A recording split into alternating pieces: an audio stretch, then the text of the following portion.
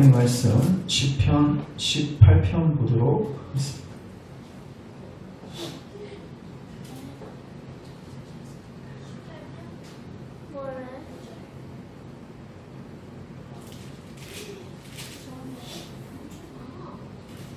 다 읽지 않고요. 분량을 길어서 두 번 나눠서 할 겁니다. 1절부터 오늘 28절까지 기록합니다. 나의 힘이신 여호와여, 내가 주를 사랑하나이다. 여호와는 나의 반석이시오, 나의 샘이시오, 나의 권세는 이시오, 나의 하나님이시오, 내 하나님의 피할 나의 강이시오, 나의 강이시오, 나의 구원의 뿌리시오, 나의 산성이시오. 내가 찬송 받으실 여호와께 아뢰리니 내 원수들에게서 구원을 얻으리로다. 사방의 주의 나를 돕고 우리 소수가 나를 위하였으며 소울의 줄이 나를 두르고 사망의 올무가 내게 이르렀도다. 내가 환난 중에서 여호와께 아뢰어는 나의 하나님께 부르셨더니 그가 제 성전하셨으니 내 앞에서 나의 주님을 구해드리리라. 옛 땅이 진동하고 산들의 터도 요동하였으니 그의 진노로 말미암음이로다. 그의 코에서 연기가 오르고 입에서 소리 나와 다른 그냥 그에게 지켜니라. 그가 또 하늘을 들이우시고 강림하시니 그의 발 아래는 어두캄캄하도다.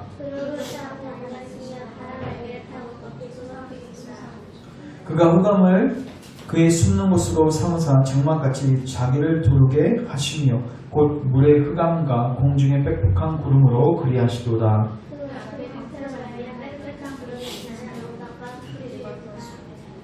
여호와께서 하늘에서 우레소리를 내시고 지존하신 이가 음성을 내시며 우박과 숯불을 내리시도다.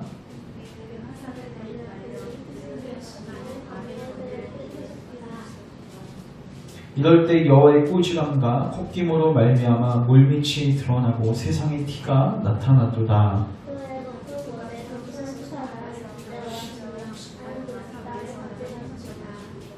나를 강한 원수와 미워하시는 자에게서 건지셨으며 그들은 나보다 힘이 세기 때문이로다.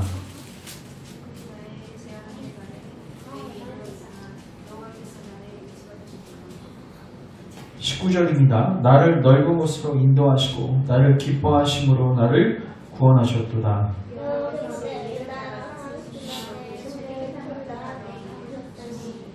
이는 내가 여호와의 도를 지키고 악하게 내 하나님을 떠나지 아니하였으며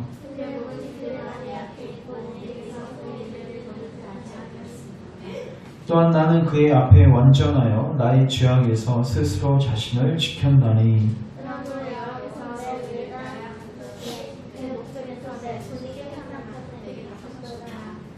자비로운 자에게는 주의 자비로우심을 나타내시며 완전한 자에게는 주의 완전하심을 보이시며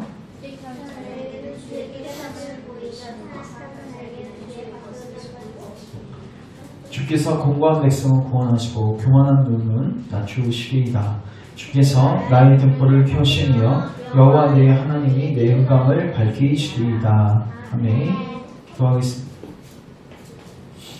하나님 감사합니다. 오늘도 우리에게 하나님 예배할 수 있고 또 하나님 말씀 들을 수 있는 귀한 시간 주셔서 감사합니다. 성령 하나님을 사모합니다. 성령 하나님 이 시간에 우리 가운데 찾아오셔서 우리의 마음 여시고 진리를 밝히 보여주시고 우리를 그리스도께로 인도하시고 하나님의 사랑 가운데 거할 수 있도록 거룩한 삶으로 나아갈 수 있도록 우리 10년 가운데 오늘 일하여 주시옵소서. 말씀을 들을 수 있는 집중력과 체력과 또 지혜 허락하여 주시옵소서. 예수님의 이름으로 기도합니다.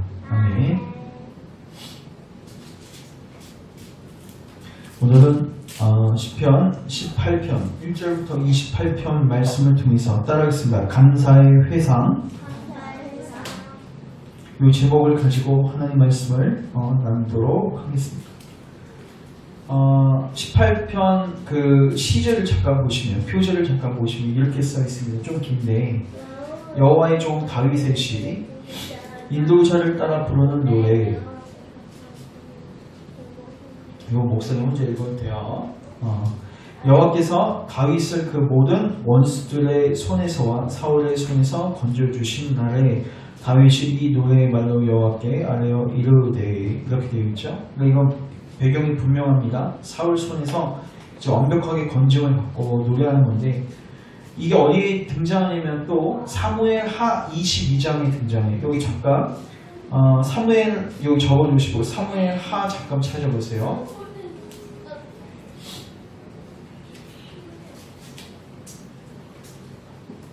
사무엘 상 그리고 사무엘 하죠. 사무엘 하 22장 거의 사무엘 하 뒷부분이라고 보시면 되는데 구약성경 501페이지 사무엘하 22장 거기 제목이 어떻게 되어 있냐면 다윗의 승전가 이렇게 되어 있죠. 이게 동일하게 기록되어 있는 겁니다. 그래서 2절 보시면 여호와는 나의 반석 나의 요새 나를 위하는 나를 건지시는 자 나의 피할 반석 나의 방패 구원의 뿔 높은 망대 그리고 피난처 구원자 나를 폭력에서 구원하셨도다. 그러면서 5절 보시면 사망의 물결이 나를 애우고 불의 창수가 나를 두렵게 하였다. 수월의 줄이 나를 들고 사망의 올무가 내게 이르렀다. 내가 환난 중에서 여호와께 아뢰면 나의 하나님께 아뢰었더니 그가 그의 성전에서 내 소리를 듣고 나의 부르짖음이 그의 귀에 들리셨다. 그러면서 쭉 읽어보시면 거의 똑같습니다. 그래서 여러분 사무엘 하 22장은요 다윗이 거의 인생 말년에 쓴 시예요. 열왕기상 넘어가면 이제 솔로몬 등장합니다.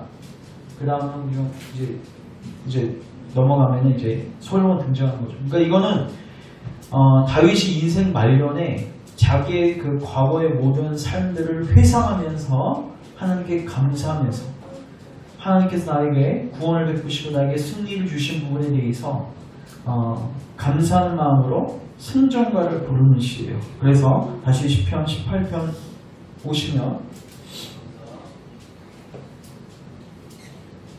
그 배경을 가지고 이 시를 이제 이해하시면 돼요. 그리고 또 하나 주목할 건 저를 잠깐 주목하시면 시편을 해석할 때 제일 중요한 게 뭐냐면 우리가 사실 시편 1편부터 18편까지 거의 그 시를 쓴 사람이 다윗이었습니다. 근데 다윗이 자기의 상황 속에서 쓴 시이지만 이거를 1차적으로는 다윗이 고백한 거지만 이걸 실체적으로 고백하시는 분은 누구냐면 예수님이세요. 우리가 저번 시간에 잠깐 한번 보세요. 16편 보십시오.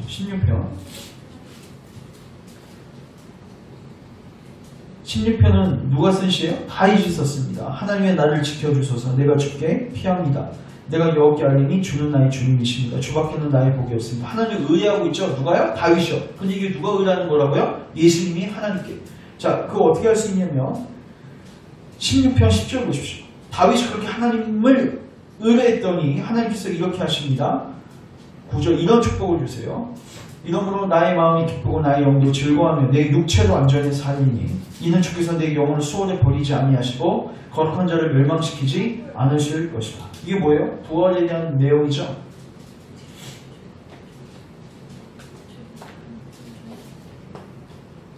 다윗은 무덤에 들어갔습니다. 그러니까 이 약속, 이거에 대한 약속을 누가 받는 거냐면 사실 다윗이 받는 게 아니라 예수 그리스도께 적용되었던 거죠.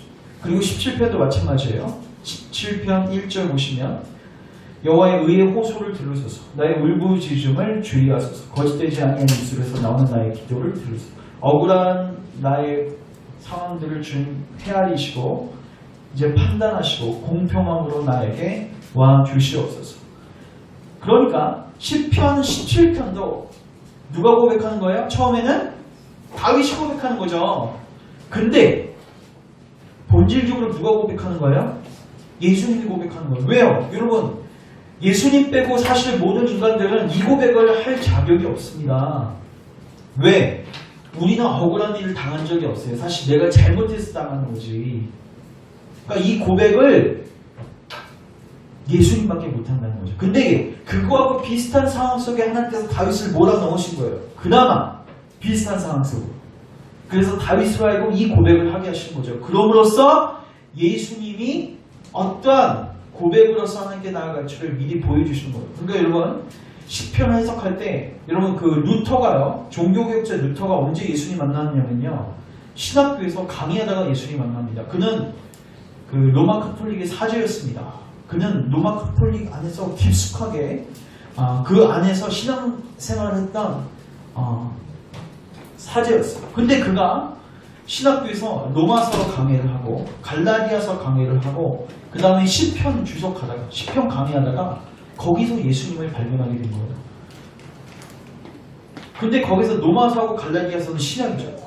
근데 왜 또 시편은 구약인데 왜 그 시편 구약을 통해서 예수님을 발견하게 됩니까? 여러분 시편이 정말로 한 편을 보시면요 예수님이 고백한 거예요.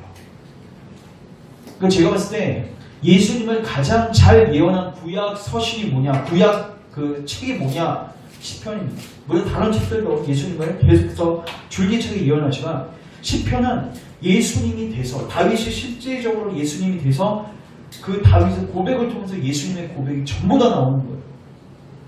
그래서 16편을 통해서 예수님의 부활이 예언되고 17편을 통해서 예수님께서 억울한 일을 당하시지만 하나님께 공의를 호소하시는 예수님의 모습을 보게 되는 것입니다.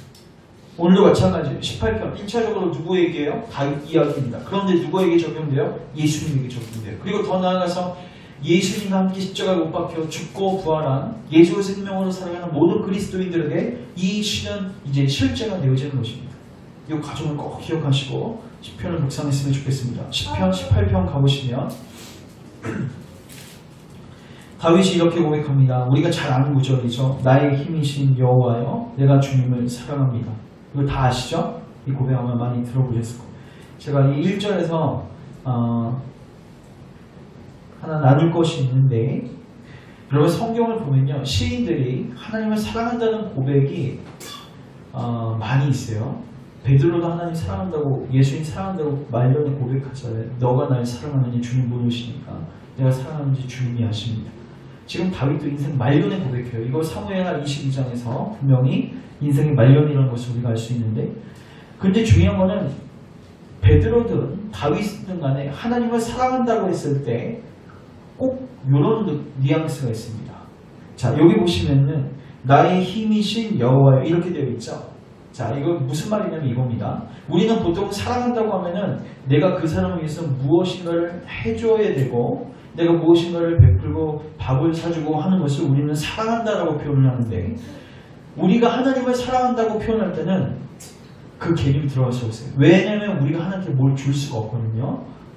그래서 우리가 하나님을 사랑한다고 했을 때는 1차적으로 하나님께서 우리를 위해서 모든 것을 해주시는 거죠. 그래서 하나님이 힘이시고 하나님이 신실하셔서 나는 그 하나님을 의지합니다. 의뢰합니다. 나는 하나님 없이는 살 수 없습니다. 이 고백이 신자에게서는 어떤 고백으로 나오냐면 사랑합니다. 나오는 거예요. 그러니까 예수님이 베드로에게 물으셨죠. 네가 날 사랑하느냐. 이거는 뭐냐면 네가 나한테 뭘 해줄 수 있냐 이걸 묻는 게 아니에요. 베드로는 이미 예수님 3번 부인해서 거기에 대해서 일단은 자기가 빵점인 거를 그냥 결론 내렸습니다. 자기도 알고 예수님도 그거 분명히 아실 거라고 베드로는 알고 있죠. 근데 예수님을 떠나서 살 수는 없는 거죠. 그래서 이렇게 고백하죠. 내가 주님 필요하고 내가 주님 의하고 주님 없이 살 수 없는 것을 주님이 아십니다. 내가 주님 사랑하는 줄을 주님이 아십니다. 그래서 하나님을 사랑할 수 있는 자는 누구인가? 자기의 가난함과 애통하는 상황들을 보고 하나님의 부유하신 하나님의 능력을 본청하니 하나님을 사랑할 수 있다고 고백할 수 있는 것. 그런데 다윗의 삶이 정말 그러했습니다. 그래서 그는 1절의 고백은 아주 인생 말년에 고백하는 거죠. 1절 같이 한번 읽겠습니다. 시작. 나의 힘이신 여호와여 내가 주를 사랑합니다. 그래서 하나님이 어떤 분이신지를 그가 경험했던 그 하나님을 소개합니다. 여호와는 나의 반석, 나의 요새, 나의 건지시는 이, 나의 하나님, 내가 그 안에 피할 나의 바위이시오, 나의 방패이시오, 나의 구원의 뿔, 나의 산성이시오. 이거 전부 뭐예요? 전쟁 용어죠. 때로는 하나님 우리의 방패가 되시고 그리고 때로는 하나님 뭐 하세요? 우리를 위해서 싸우시죠. 여기서 보시면 구원의 뿔, 구원의 뿔이 뭐죠? 여러분 뿔은 속뿔 아시죠? 들이받는 거예요. 이제 이게 영어 성경에는 이제 파워라고 해서 이제 하나님의 구원하시는 능력이라고 되어 있는데 하나님께서 우리를 구원하시기 위해서는 우리를 압제하고 있는 사탄과 우리를 공격하는 그 원수들을 뭐 하셔야 돼요? 회파하시고 파하셔야 되죠. 그래서 때로는 구원이 권세로서, 공격적인 권세로서 등장하는 거죠. 이 말은 뭐냐면 사도 바울이 하나님을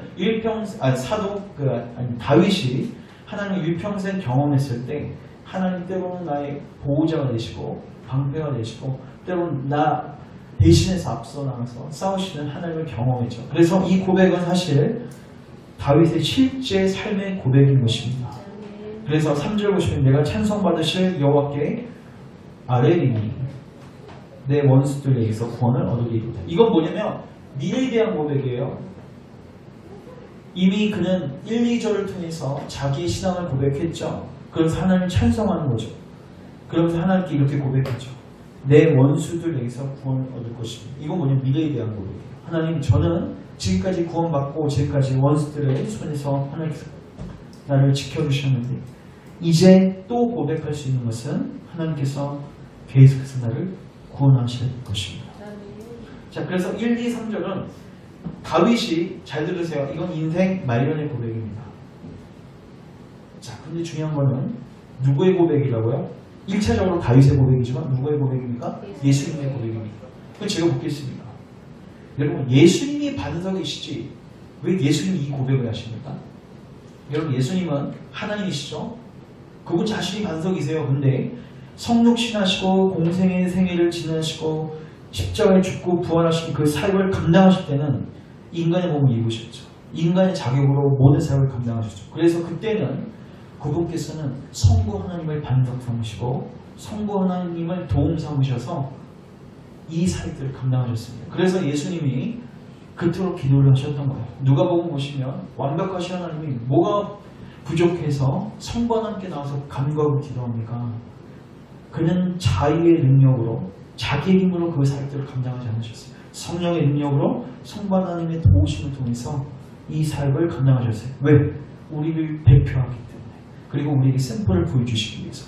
그래서 이 고백은 1차적으로 다윗의 고백이지만 예수님의 고백인 거죠. 그리고 더 나아가서 신자들도 예수 생명으로 살게 되면 이 고백이 실제가 되는 것입니다. 자, 그러면 이제 다윗을 구원하시고 예수님을 구원하시고 우리를 구원하시는 이 하나님의 능력, 하나님의 구원. 자, 어디로부터의 구원인가? 자, 4절, 5절, 6절 우리 같이 한번 읽도록 하겠습니다. 읽습니다. 시작. 사랑의 줄이 나를 얽고 주의 창수가 나를 지키하시며 수용의 줄이 나를 들고 사망의 원루가 내게 이르렀도다. 6절까지 시작. 내가 환난 중에서 여호와께 아뢰며 내 하나님께 부르짖었더니 그가 그의 성전에서 내 소리를 들으시며 그의 앞에서 나의 부르짖음이 그의 귀에 들리더라. 아멘. 이게 1차적으로 다윗이 어떤 상황이냐면요, 그 일라에 그가 숨어 있었는데 누군가가 사울에게 고재를 하죠. 그가 있는 위치를 발각시키는 겁니다. 그래서 사울이 그걸 듣고 이렇게 고백합니다. 사울 왕이 이렇게 고백하죠. 그가 문과 문 빗장에 있는 성에 들어갔으니 도관에 든 쥐다. 그러니까 갇혔다는 거죠. 그러니까 다윗이 이 상황 속에서 쓴 시이죠. 근데 왜 여기서 보면 그거를 묘사한 단어를 사망과 수월로 묘사했어요. 누굴 예표하는 거예요? 예수님을 예표하는 거예요. 자, 여러분, 예수님이 하나님께 구원받으셨어요. 이걸 잘 기억하셔야 돼요. 여러분, 예수님은 누구에게 구원받았습니까? 성부 하나님께 구원받았습니다. 이거 처음 듣는 얘기시죠? 잘 들어보세요.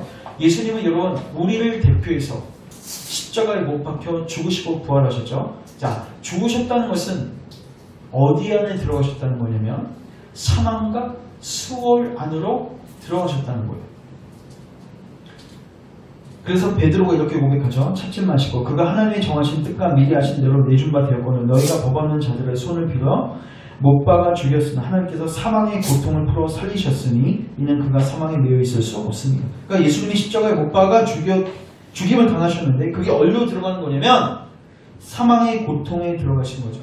그럼 왜 들어가셨는가? 두 가지 일 때문에 들어갔습니다. 하나는 여러분 사자를 잡으려면 어디 들어가야 돼요? 사자굴로. 물론 사자는 굴에서 살지 않지만 호랑이 잡으려면 호랑이 굴에 들어가야 되는 거죠. 사망의 권세를 잡은 자 마귀를 멸하시려면 마귀가 건들 휘두른 그 사망의 자리로 들어가셔야 되세요. 그래서 마귀를 멸하시기 위해서 사망에 들어가신 거고, 두 번째, 그 마귀를 멸하심으로써 본질적으로 누구를 구원하신 거예요? 우리를 구원하신 거죠. 그래서 히브리서 2장 보시면 또 죽기를 무서함으로 일생에 매어 종로를 타는, 뭐에 매어서 종로를 타냐면 죽음에, 사망에 매어. 그러니까 모든 인생은 사망에 매어서 종로를 탑니다. 이거는 육신적인 사망뿐만 아니라 하나님과의 관계 단절로 인한 사망을 다 의미하는 거죠. 그래서 거기에 매어서 종로를 타면서 살아가는 게 뭐냐면 인간이. 그리고 그런 자들을 놓아주기 위해서 예수님이 어디 들어가신 거예요? 사망에 들어가셨죠. 그런데 중요한 거는 예수님이 사망 안에 들어가셔서 거기서 뭐 하셨을까요? 성부 하나님께 도움을 구한 거예요. 그래서 다윗이 도움을 구했던 것은 성자 예수님이 누구에게? 성부 하나님께 도움을 구한 겁니다. 그래서 여기 6절 보십시오. 내가 환난 중에서, 이 환난이 뭐겠어요? 위에는 사망과 스월이겠죠. 거기 중에서 여호와께 뭐예요? 아래고 나의 하나님께 부르짖는 것. 이거 기도하는 장면이죠. 1차적으로 다윗이 이 기도를 했지만 누가 한 거라고요? 예수님이 하신 거죠. 근데 그렇게 기도했더니 그가 그의 성전에서 내 소리를 들으시고 그의 앞에서 나의 부르짖음이 그의 귀에 들려줘. 그래서 다윗이 구원받죠. 더 나아가서 예수님이 구원하시게 된 것입니다.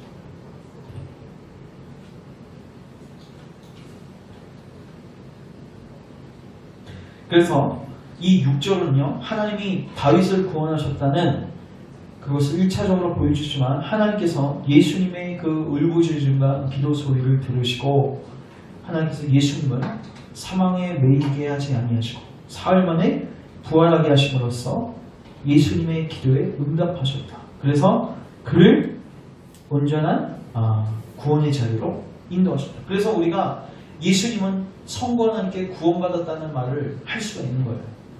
예수님 구원받을 필요가 없죠. 근데 우리의 대표로서는 구원받으셔야 돼요. 반드시. 왜? 예수님이 구원 못 받으면 우리는 구원의 소망이 없는 거예요.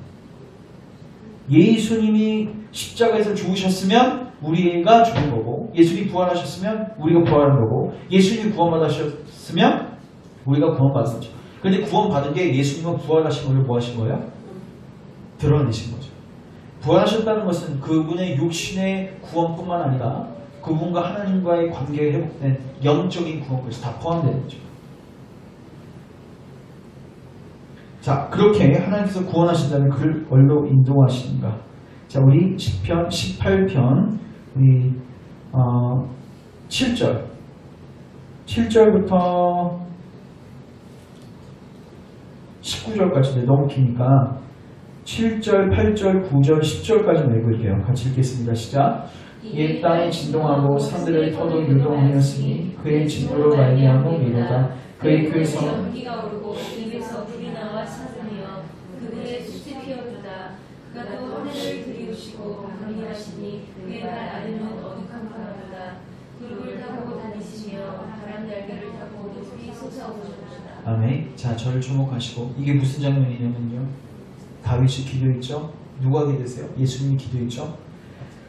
여러분, 하나님이요, 그 환난 중에 있는 그 하나님의 백성들의 기도를 결코 외면하시는 법이 없습니다. 지금 하나님이 이제 드디어 일어서셔서 그분의 행사를 보여주시는 장면이에요. 근데 대단히 두렵습니다. 여기 보시면 땅이 진동하고, 여러분 땅은요 진동할 수 없는 견고하게 땅이에요. 근데 진동한다는 건 뭐예요? 하나님이 일하시기 시작했다는 거예요. 그리고 산들의 터도 흔들리고, 왜요? 진노로 말미암아. 그리고 8절 보면 코에서 연기가 오르고, 이게 코에서 언제 연기가 납니까? 열받았을 때. 나는 분노하시는 거죠. 누구에게 분노하는 거냐면 원수들에게 분노하시는 거예요. 그리고 불이 입에서 나와요. 그리고 살았는데 그 불의 숯이 피어들어요. 이거 공격적인 불인데 숯이 피어들다는 이거 뭐죠? 여러분, 왜 숯에다가 고기 구워 먹죠? 그럼 라이트 계속 켜고 있으면 되죠. 오래 가는 거죠. 이게 꺼지지 않는 불입니다.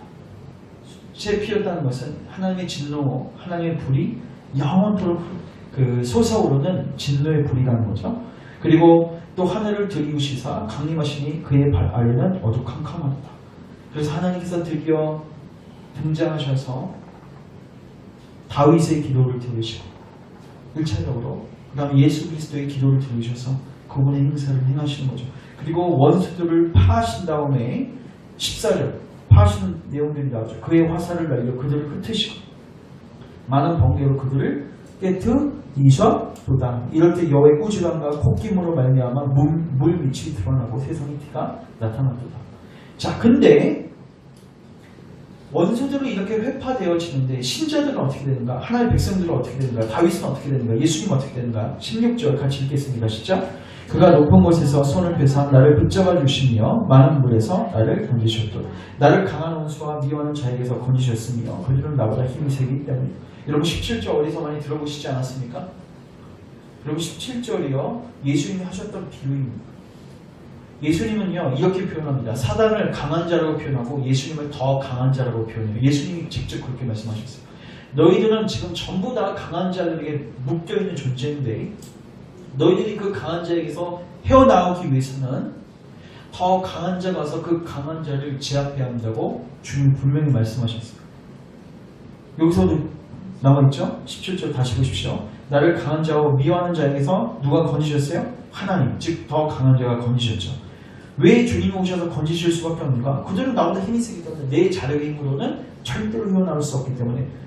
자, 근데 여기서 16절 보시면 높은 곳에서 이렇게 되어 있죠. 높은 곳에서 위에서 자, 찾지 마시고 10편 57편 3편에도 동일한 내용이 나오고 있는데 저가 하늘에서 보내서 나를 삼키시려는 자의 비방에서 나를 구원하실지 하나님이 그 인자 진리를 보내시리로.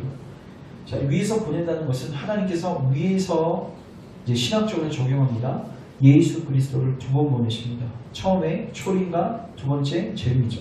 처음에는 왜 보내시면 우리를 구원하시기 위해 십자가의 사역을 위해서 보내시고 두 번째는 우리를 영접하기 위해서 예수님을 보내실 것입니다. 근데 두 번째는 주님 심판주로 오십니다.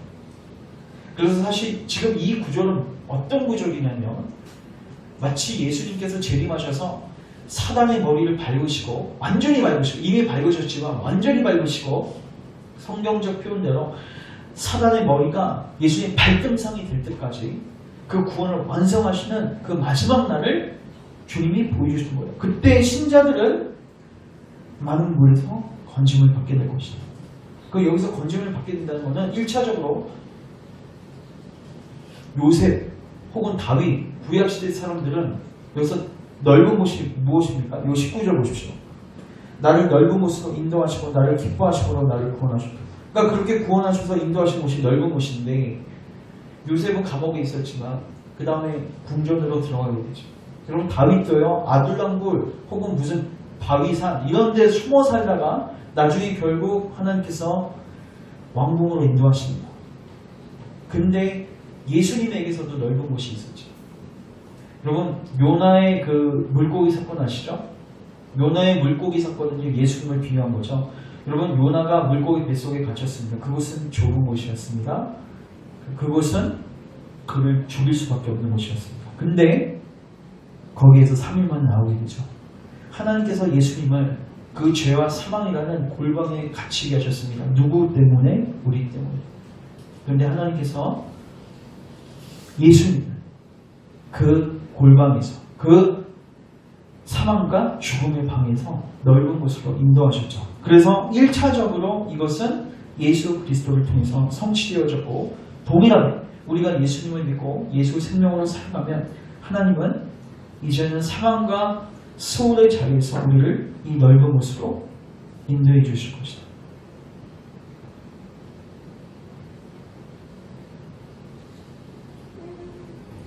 결국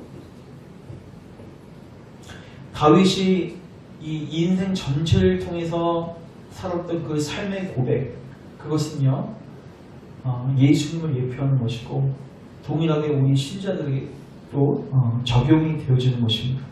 자, 우리에게 이제 적용하겠습니다.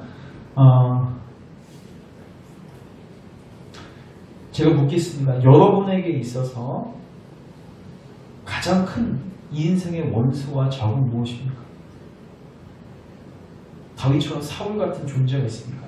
그건 부수적인 적용이고 사실 이 10편 18편에서 하고 싶은 아주 본질적인 메시지는 무엇이냐면 우리 인생의 가장 큰 적은 아까 4절 5절에서도 말씀드렸듯이 사망하고 수월의 죽이죠. 이게 뭐냐면요, 우리 죽음의 순간을 한번 생각해 보세요. 저는 아까 이걸 묵상했습니다. 4, 5, 6절을 이렇게 묵상했어요. 우리가 죽음이 점점 다가오고 있습니다. 하루하루 지나면서 우리 날수가 빠지면서 점점 있는 거죠. 근데 그 죽음으로 향하는 걸 이렇게 표현할 수 있죠. 사망의 줄이 나를 끌어당기고 있는 거예요.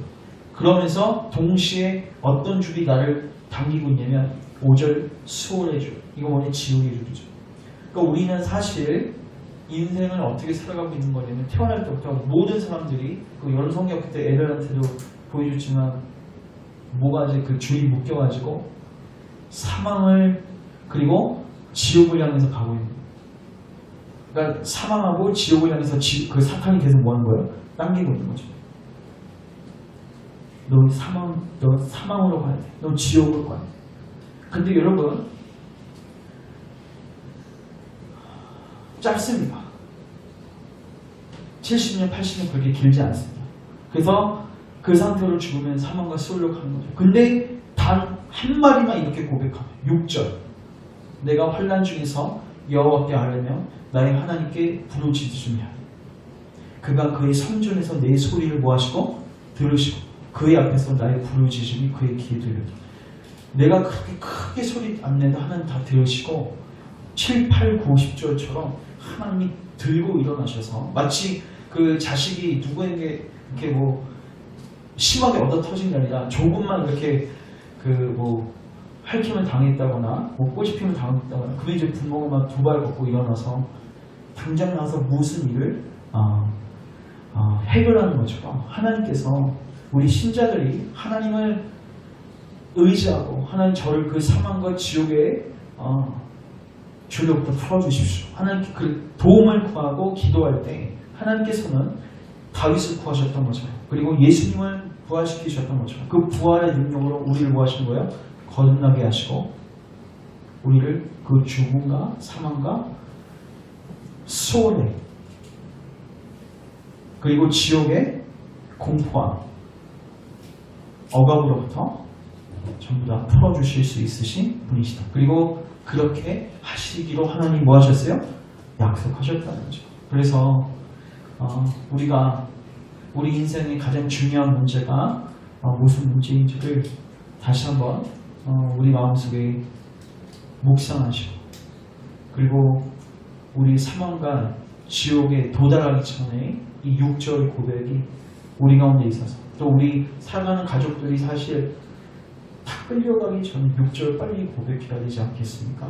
환난 중에 있을 때 그러니까 이 고백하는 것 자체가 사실 축복입니다. 이 기도를 할 수 있는 것 자체가 근데 4절과 5절을 깨닫지 못하면 이 고백을 할 수 없죠. 그래서 하나님 우리가 먼저 이 사망과 소홀의 줄에 묶여있는 우리의 현실을 자각하고 우리가 다 끌려가기 전에 환난 중에 하나님께 아뢰고 부르짖어 하나님의 구원, 하나님의 행세를 경험하게 하시고 넓은 곳으로 인도하시는 하나님의 축복을 경험하게 하옵소서. 그리고 우리 사랑하는 부모님들 또 여러분의 자녀들, 가족들 지금 전부 다 보이진 않지만 목에 줄이 다 매여 있습니다. 사망이 끌고 가고 있고 지옥이 끌고 가고 있습니다. 정신 차리셔야 될 것 같아요. 우리 모두가. 여러분 사탄은 계속 이걸 잊게 만듭니다. 애들 학교 보내고 직장생활하고 부부싸움하고 우리 아주 일상적인 일들 때문에 이게 중요하지 않은 건 아니지만 이런 것들 때문에 정말 우리 목에 지금 개 목걸이 걸려있는 것처럼 우리 목에 사망과 수월의 목걸이가 걸려있는 것처럼 우리가 인지하지 못하도록 그리스도인들은 계속해서 이걸 뭐 해야 돼요? 기억해야 돼요. 그래서 말씀을 듣고 말씀 묵상하고 말씀을 위로하는 이유가 우리 망각의 동물입니다. 그래서 우리가 이 상황들을 좀 인지하고 그 영혼들을 놓고 하나님 그들이 다 끌려가서 지옥과 수월에 빠지기 전에 이 6절의 고백을 할 수 있도록 고백만 하면 다윗을 구하셨던 그리고 예수님을 구하셨던 그 하나님이 두 발 걷고 일어나셔서 구원을 행사하십니다. 그래서 이 복음을 우리가 붙잡고 우리 주변에 있는 영혼들에게 이 복음을 증거했으면 좋겠습니다. 자, 제가 기도하겠습니다. 사랑의 주님,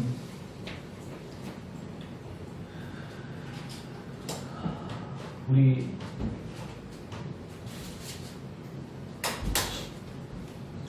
목에 사망의 줄과 소울의 줄이 묶여 있습니다.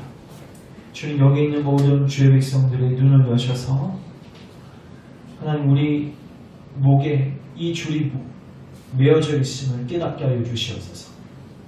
우리 주변에 있는 가족들과 우리 주변에 있는 친족들과 우리 주변에 있는 동료들이 이 줄에 묶여 있음을 보게 하여 주시옵시고, 이제 그들에게 이 사망과 지옥의 줄에 대해서 선포하고 증거하여서 그들이 하나님 은혜를 구하는 자리에 설 수 있도록 이 6절의 고백이 환난 날에 여호와께 알고 부르짖는 이 일들이 우리 사랑하는 가족들과 우리 친족들과 우리 수많은 동료들에게 일어날 수 있도록, 다 끌려가기 전에 이 일들이 일어날 수 있도록 하나님께서 은혜를 베풀어 주시기를 원합니다. 일단 우리가 알고 고백하면 하나님께서 하나님께서 친히 일어나셔서 놀라운 구원을 행하시고, 하나님께서 우리의 반석과 우리의 요새와 우리의 피난처가 되셔서 우리를 안전한 곳으로, 넓은 곳으로 인도해 주신다는 이 하나님의 약속을 늘 붙들고 우리 열방교우들 참된 평안 가운데서 살아가게 하시고, 이제 이 복음을 주변에 있는 영혼들에게 부지런히 때를 얻든지 못 얻든지 증거하고 그들을 꼭 기도하게 하옵소서. 예수님의 이름으로 기도합니다.